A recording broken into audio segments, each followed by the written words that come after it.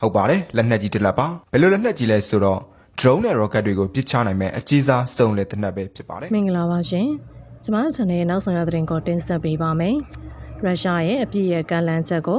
ပယ်ချပြီးတဲ့နောက်မရောက်လိုက်ပါဝင်နိုင်ငံတကာကောင်းဆောင်တချို့တက်မဲ့280ပြည့်ရုရှားရှင်ပြည်နေအောင်ပွဲကဏ္ဍလုံခြုံရေးကိုတာဝန်မယူလို့ယူကရိန်းသမ္မတကသတိပေးအကြမ်းဖက်မြောက်လိုက်ပါဝင်နိုင်ငံတကာကောင်းဆောင်တချို့တက်ရောက်မဲ့280ပြည့်ရုရှားရှင်ပြည်နေအောင်ပွဲကဏ္ဍလုံခြုံရေးတာဝန်မယူဘူးလို့ယူကရိန်းသမ္မတကအသိပေးလိုက်ပါတယ်မေလ9ရက်နေ့ရုရှားနိုင်ငံရှင်ပြည်နယ်မှာပြုလုပ်မဲ့ဒုတိယကမ္ဘာစစ်ပြီးဆောင်ခြင်း280ပြည့်ထိပ်မှတ်ဖြစ်တရုတ်သမ္မတရှီကျင်းပင်ကြံဖက်မြောက်လိုက်ပါဝင်နိုင်ငံတကာတချို့ခေါင်းဆောင်တွေတက်ရောက်ရန်ရှိနေပြီးယူကရိန်းသမ္မတကရုရှားနိုင်ငံတွင်ဖြစ်ပျက်မှုတွေအတွက်တောင်းရင်မဟုတ်ကြောင်းထုတ်ဖော်ပြောဆိုလာခြင်းဖြစ်ပါတယ်။280ပြည့်ရင်ပြည်နေအောင်ပွဲထိပ်မှတ်အတွက်မေလ10ရက်နေ့ကနေ10ရက်နေ့ထိအပြည့်ရစဲရုရှားသမ္မတပူတင်ရဲ့အဆိုပြုချက်ကိုလည်းယူကရိန်းသမ္မတကပယ်ချခဲ့ပြီးရုရှားနိုင်ငံထဲမှာမေလ9ရက်နေ့ဖြစ်ပေါ်လာမယ့်အခြေအနေတွေအတွက်တာဝန်ယူမယူနိုင်ကြောင်းတရားဝင်ပြောဆိုလာခြင်းဖြစ်ပါတယ်။ယူကရိန်းသမ္မတရဲ့ပြောဆိုချက်ကရုရှားနိုင်ငံသို့လာရောက်မဲ့နိုင်ငံတကာခေါင်းဆောင်တွေလုံခြုံရေးကိုတိုက်ရိုက်ချိန်ချောက်နေပြီးအကြမ်းဖက်အချိန်ချမှုဖြင့်ရုရှားနိုင်ငံသားဝန်ကြီးဌာနပြောခွင့်ရ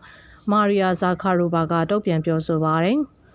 ရုရှားနိုင်ငံမှာမေလ9ရက်နေ့ပြုလုပ်မဲ့ရှင်ပြည်နယ်ခြေတက်ပွဲသို့စစ်ကောင်စီဘက်ကလည်းပါဝင်တက်ရောက်မည်ဖြစ်ပြီးဂျပန်စစ်ကောင်ဆောင်မြောက်လိုက်မှာမေလ9ရက်နေ့ရုရှားနိုင်ငံသို့သွားရောက်မည်ဖြစ်ကြောင်းသိရှိရပါတယ်။နောက်ထပ်တင်ဆက်ပေးမှာကတော့ကောင်းလင်းမြို့နယ်ချောင်းနာရွာနဲ့အောက်ကန်စာတင်ကျောင်းကိုစစ်တပ်ကလင်းနဲ့တိုက်ခိုက်မှုပြည်သူ့နယ်အထိခိုက်တရားရာစကိုင်းတိုင်းကောင်းလင်းမြို့နယ်ရှိချောင်းနာရွာနဲ့အောက်ကန်စာတင်ကျောင်းကိုဂျပန်စစ်တပ်ကလင်းနဲ့တိုက်ခိုက်ခြင်းကြောင့်ပြည်သူ့နယ်အထိခိုက်တရားရှိခဲ့ကြောင်းကောင်းလင်းမြို့နယ်ပြည်သူ့အုပ်ချုပ်ရေးအဖွဲ့တာဝန်ရှိသူကပြောပါရယ်မေလ3ရက်နေ့ည9:00နာရီခန့်ကောင်းလင်းမြို့နယ်နောက်ချမ်းရှိချောင်းနာရွာနဲ့အောက်ကန်စာတင်ကျောင်းကိုဂျပန်စစ်တပ်ကတိုက်ပွဲဖြစ်ပွားခြင်းမရှိဘဲလင်းနဲ့ပစ်ခတ်တိုက်ခိုက်ခဲ့ကြောင်းသိရပါရယ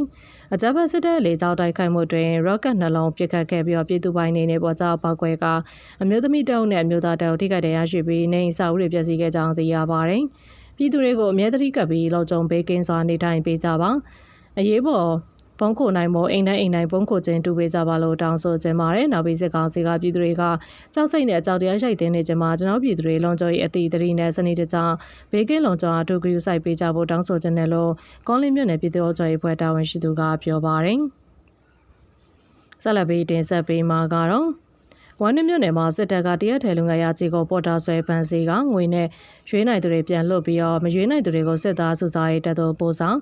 ်မန္တလေးတိုင်းဝမ်းနည်းမြို့နယ်မှာဂျပန်စစ်တပ်ကတရက်ထဲမှာလူငယ်နေရာနီးပါးကိုပေါ်တာဆွဲပန်းစီသွားကြောင်းဒေသပြည်သူတွေကပြောပါရယ်ဘေလာနေ့နေ့မှာမြို့ပေါ်ဈေးလာတဲ့လူငယ်တွေပါဝင်အနီးပတ်ဝန်းကျင်ရှိကျေးရွာတွေမှာလူငယ်တွေကိုပေါ်တာဆွဲပန်းစီသွားခြင်းဖြစ်ပြီးပန်းစီခံရသူတွေကိုထွေအုပ်ရုံးသို့ခေါ်ဆောင်သွားကြောင်းဝမ်းနည်းမြို့မှာပန်းစီခံရသူတွေကိုငွေကျပ်350ကနေ300ထိတောင်းကပြည့်ရွေးခိုင်းနေပြီးမရွေးနိုင်သူတွေကိုတတ်ထဲပို့နေကြောင်းဒေသပြည်သူတွေကပြောပါရယ်ဝမ်းနည်းမြို့နယ်တွေမှာစစ်ကောင်စီတပ်ဖွဲ့ဝင်တွေကကြေးရွာတွေကိုအိမ်နေတဲ့အထိပေါ်တာဆွဲရာတွေပုံမှုလှုပ်ဆောင်လာသလိုစိုက်ကယ်နေရောက်စီသူမှန်များဖမ်းဆီးသွားတဲ့ဈေးနေ့တရက်ထဲမှာလူ200နီးပါးပေါ်တာဆွဲခံရလို့ဒေသပြည်သူတွေကပြောပါရယ်ထို့ပြင်ပေါ်တာဆွဲခံရသူတွေကိုမိသားစုဝင်တွေကကျပ်350ကနေ300ထိပေးကပြန်ရွေးနေရကြောင်းဒေသပြည်သူတွေထံကနေသိရပါရယ်ပြည်ရွေးနိုင်တဲ့လူငယ်တွေကိုစစ်မှုထမ်းဖို့မိထီလာအမှတ်133အမြောက်တပ်သို့ပို့ဆောင်လိုက်တာလို့ဒေသပြည်သူတွေကပြောပါရယ်အကြမ်းဖက်စစ်ကောင်စီကယခုမေလအတွင်းစစ်မှုထမ်းပတ်စဉ်73ဖွင့်လှစ်မည်ဖြစ်ပြီးရခိုင်နှစ်မေလကလေးကစစ်မှုထမ်းပတ်စဉ်တွေကိုဖွင့်လှစ်ခဲ့ခြင်းလည်းဖြစ်ပါတယ်။နောက်တင်ဆက်ပေးမယ့်သတင်းတစ်ပုဒ်ကတော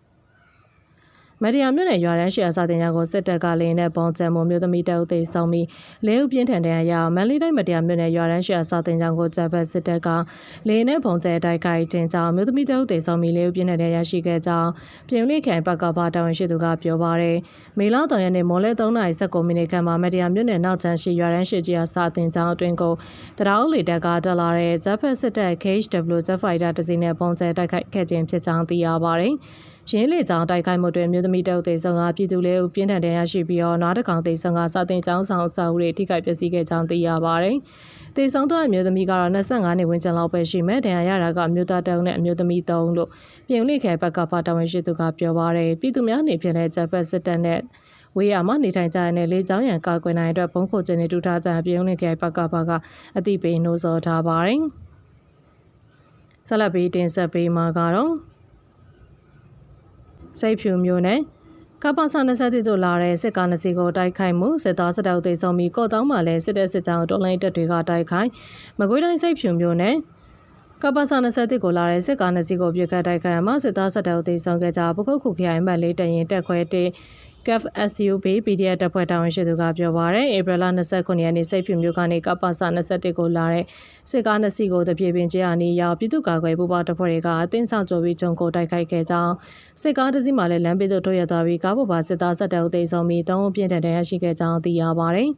ရန်သူဘက်မှတရားတေးတော်မြင်နေရတဲ့တယောက်ပဲကျန်တော့တယ်အဲ့ဒီကားကိုနီးကပ်ဝင်လုံးချိန်မှာရဲဘော်တယောက်ကြီးထိမှန်ခဲ့တယ်။တရားကတော့မစိုးရင်ရဘူးခဏကြာစစ်ကိုရောက်လာတဲ့အတွက်ကျန်တဲ့ရဲဘော်တယောက်ထပ်ထိပါတယ်။အဲ့ဒီတရားရဲဘော်တွေကိုကပြစ်ကူပင်းဆွဲထုတ်ပြီးပြန်လဲဆုတ်ခွာခဲ့ရပါတယ်။အဆိုပါတိုက်ခိုက်မှုပခုတ်ကူခိုင်အမှတ်၄တန်ရင်တက်ခွဲ1တက်ခွဲ2နဲ့ပခုတ်ကူခိုင်အမှတ်8တန်နဲ့ပူပန်ကတိုက်ခိုက်ခဲ့ခြင်းဖြစ်ပြီးပြည်သူ့ကာကွယ်တပ်ဖွဲ့တွေမစိုးရင်ရတရားရရှိခဲ့ပါတယ်။အလားတူတနင်္သာရီတိုင်းကော့တာမြို့နယ်မှာဆက်လက်လေးစီးနဲ့လိုက်ပါတဲ့ဂျပန်စစ်ကောင်စီတပ်သားတွေကိုတိုက်ခိုက်ရစစ်တပ်ဘက်ကထိခိုက်သေးဆုံးမှုရှိကြောင်းပြန်လာတပ်ဖွဲ့ရဲဘော်ဖီနီကပြောပါရယ်မေလ2ရက်နေ့မနက်10:30မိနစ်ခန့်ချိန်ကော့တာမြို့နယ်မလီဝမ်ကျွောက်အုပ်စု